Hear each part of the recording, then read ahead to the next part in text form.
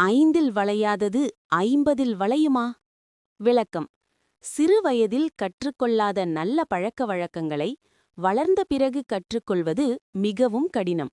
இளமையிலேயே நல்லொழுக்கம் மற்றும் அறிவை கற்றுக்கொள்ள வேண்டும். கதை: இளமையின் பயிர்.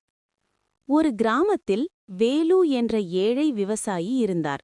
அவருக்கு சிறிய வயதிலேயே துருதுருப்பான குமரன் என்று ஒரு மகன் இருந்தான். குமரன் படிக்காமல், வயலில் வேலை செய்யாமல், எப்போதும் விளையாட்டிலும் ஊர் சுற்றுவதிலும் மட்டுமே கவனம் செலுத்தி வந்தான். வேலு தன் மகனுக்கு நிறைய அறிவுரை கூறினார். குமரா, உனக்கு இப்போதுதான் இளமை. இந்த வயதில் நீ பள்ளிக்குப் போய் படித்து நல்ல பழக்கங்களை கற்றுக்கொண்டால்தான் உன் வாழ்க்கை சிறப்பாக அமையும். களிமண் இளமையாக இருக்கும்போதே அதை நாம் விரும்பிய வடிவில் வணையலாம். அதுவே காய்ந்து கல்லான பிறகு உடைந்துவிடும். அதுபோலத்தான் உன் வாழ்க்கையும். ஆனால் குமரன் அதை ஒருபோதும் கேட்கவில்லை. விளையாடுவதுதான் எனக்கு மிகவும் பிடிக்கும், இப்போது ஏன் கஷ்டப்பட வேண்டும் என்று நினைத்தான்.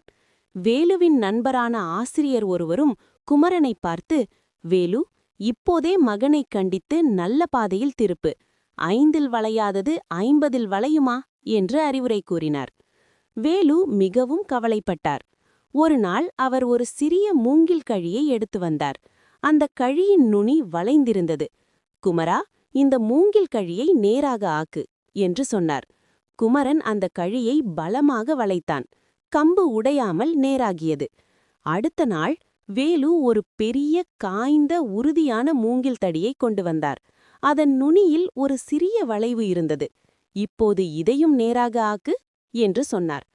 குமரன் தன் முழு பலத்தையும் பயன்படுத்தி வளைக்க முயற்சித்தான். ஆனால் மூங்கில் தடி உடையவில்லை, வளைக்கவும் இல்லை. அது உறுதியாக இருந்தது.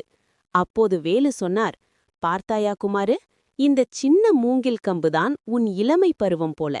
அப்போது நீ எளிதாக என் பேச்சைக் கேட்டு நல்லவனாக மாறலாம். ஆனால் இந்த பெரிய தடி உன் முதுமை பருவம் போல.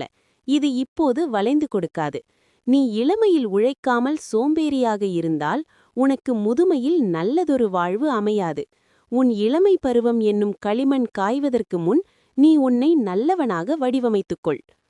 அப்பா சொன்னதன் உண்மையை உணர்ந்த குமரன் அன்றே தன் தவறுகளை திருத்திக் கொண்டான். பள்ளிக்குச் சென்று ஆர்வத்துடன் படிக்கத் தொடங்கினான்.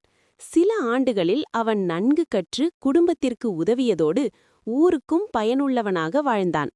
நீதி: இளமையில் கற்கும் கல்வியும் கடைபிடிக்கும் ஒழுக்கமுமே வாழ்நாள் முழுவதும் நமக்கு உறுதுணையாக இருக்கும். இந்த கதை உங்களுக்கு பிடிச்சிருக்கிறதா? வேற ஏதாவது ஒரு தமிழ் பழமொழிக்கு கதை வேண்டுமா?